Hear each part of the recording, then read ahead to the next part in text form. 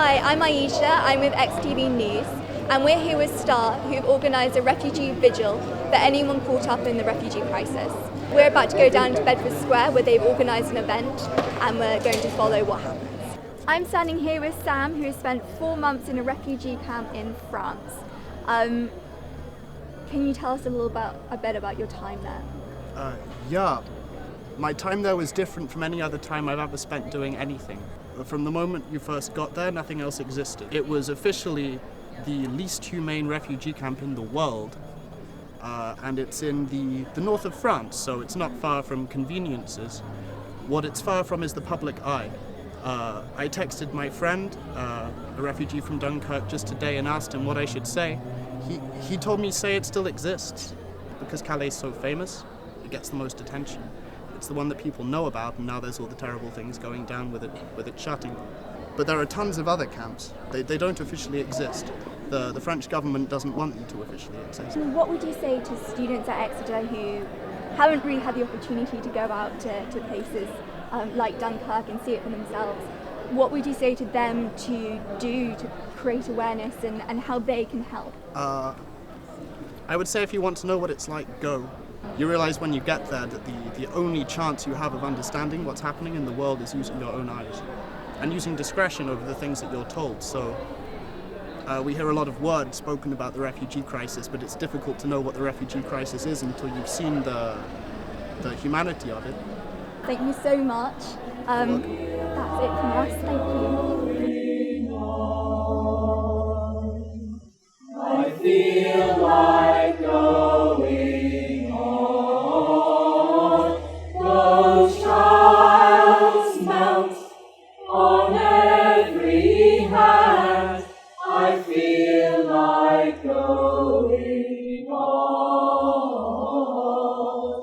I feel like going on. I feel like going on. Those trials mount on every hand. Hi everyone, so I'm Bagya, I'm Secretary for STAR. One of the big campaigns we're doing this year is called the Equal Access Campaign, and the aim of the Equal Access Campaign is to secure fee waivers, grants for living costs and pastoral care for refugees and asylum seekers who want to apply to the University of Exeter. And the reason this is... Great idea! Thanks. And the reason this is so important is because asylum seekers, for example, don't have access to student finance, which means that the very brightest people who have fled atrocious circumstances to try and rebuild their lives here, they're not actually able to study at university here because they don't have the access to tuition fees, loans and the living cost loans. The refugees are not they're not a drain on our society. Refugees are not something that suck up money or that suck up energy or that take jobs. Or refugees contribute to our society. Who can tell me any famous refugees? Einstein. Albert Einstein was a refugee. Who else? Mo Farah. So refugees are not a drain on our society. Refugees contribute to our society.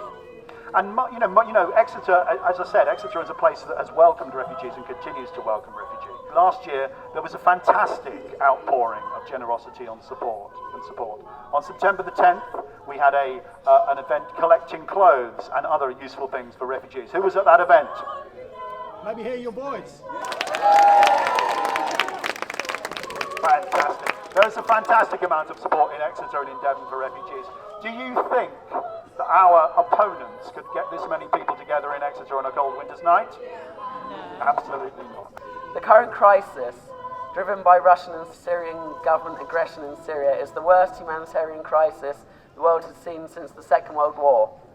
Our own government's response has fallen woefully short, and I'm delighted that Exeter City Council was among the first to offer to play its part in accommodating refugee families.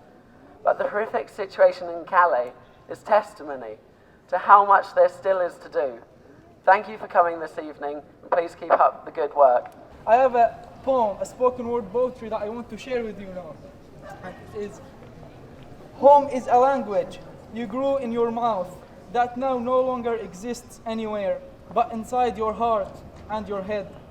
Home is where you had to teach your children how to run from men who are dressed in war and blood.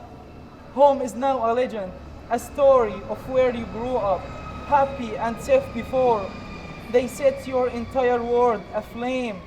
Home is where you ran to the sea, because the place you once belonged to now no longer remembers your name. Home was your refuge. Now, after you're cruelly taking it from you, they call you a refugee. Thank you very much. I'm with Ellen and Grace, who organised tonight. How do you feel that went? I think we both think it went amazingly. So many more people came than we even expected. I think turning up here from the university, turning into Bedford Square and just seeing a massive crowd of people and them all cheering us, just knowing that there's that support in the city. I mean, it's such a warm and welcoming city. And just, it's overwhelming, like knowing that many people want to get involved and want to help is reassuring. So hopefully they will go home after day hearing all those speeches, hearing what is going on, seeing that people do want to help and knowing that they can and donate or like going and volunteering or join societies, just doing anything they can to get involved. Fantastic. How about you? It was so beautiful and the turnout was amazing. So it just shows that, you know, even though the media might not be focusing on the issue as much as we would like, it doesn't mean people don't have the same passion. So yeah, it was really wonderful. Fantastic. Thank you so much. This has been an incredible experience. The Vigil has worked so well. It is so wonderful to see how many people have turned up tonight. We want to say thank you to everyone who came and to the wonderful poets and people who gave speeches and songs. I think we've all been moved by tonight. Thank you very much.